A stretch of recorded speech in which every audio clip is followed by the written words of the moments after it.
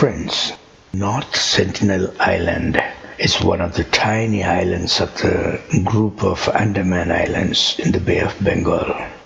The people who live there are very hostile to the outside world. In fact, they are cut off from the rest of the world from a self-imposed isolation. Nowadays, they are very few in number and are at the point of extinction.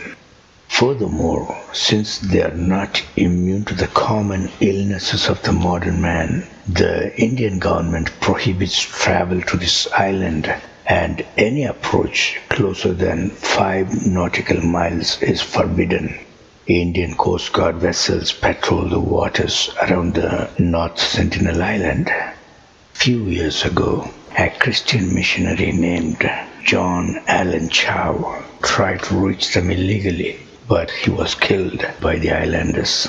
In appearance, the Sentinelese resemble the Africans. But how did they end up there? And when?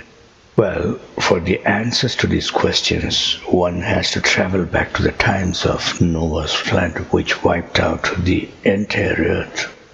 Based on the biblical genealogy records, this deluge occurred in the year 3298 BC. About 400 years later, the biblical Cush, who was a son of Noah's son Ham, and his people moved into India.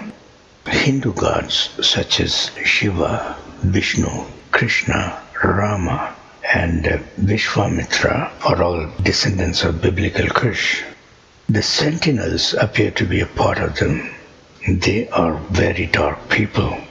We humans have a tendency to look at our past through a rose-colored lens. However, the reality is very different. Look at these figurines of Kushite soldiers from around 2040 BC, found in a grave in Aswit in Egypt. It was around Abraham's time, which was again about 900 years after the Kushites occupied ancient India. Yes, this is how they appeared, friends. Even the Semitic and Japhetic people of ancient India must not have appeared as how I depict them in my videos. Apart from being fair-skinned, both the Siberian Kurus as well as Shem, the king Bharat, did not live in palaces. They lived in tents or houses built of natural substances because Yahweh God was not in favor of baking bricks like they did in the adjacent Harappan civilization. You can read it in the book of Genesis. Later, it was some of the same Harappans came from the east to Mesopotamia and built the Tower of Babel. Eventually, when God dried out their water supply, the Harappans went back and settled in Egypt. This information is available in the book of Sothis, which is a record from the time of Pharaoh Amenhotep III from the 14th century BC. And ironically, the God's people were given exactly the same job of making bricks in Egypt, knowing well that their God Yahweh was against it. Now, coming back to our story, why are the Sentinelese people hostile toward the rest of the world? Some people quote certain contexts that took place in the 19th century by the British, which led to the death of most of their people due to modern man's diseases, which they were not immune to.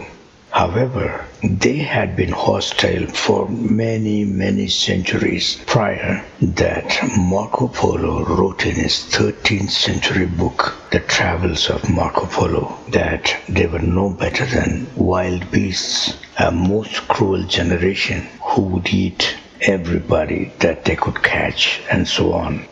However, there is a reason behind their hostility toward the outsiders. It is because in the past, Kachins, the headhunters of Myanmar, and later the Malaysians and the Chinese have captured the Sentinelese people and sold them as slaves in other countries. If that ever happens to any people group, one can understand that they too will be hostile to the outside world.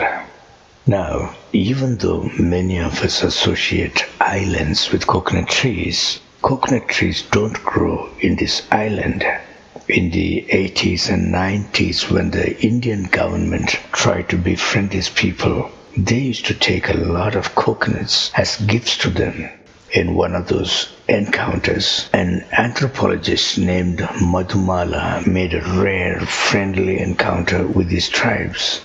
However, after the tsunami of 2004, when the Indian government sent a helicopter to find out if the Sentinelese people survived the tsunami, they were greeted only with a shower of arrows at their helicopter from the tribals, which proved that they are alive and well. However, the tsunami had lifted one part of the island up to about 5 feet as compared to before. Nowadays, the Indian government doesn't try to befriend them anymore, but their Coast Guard vessels still patrol the North Sentinel Island, and they are protected as one of the endangered tribes of the world. Thanks for watching.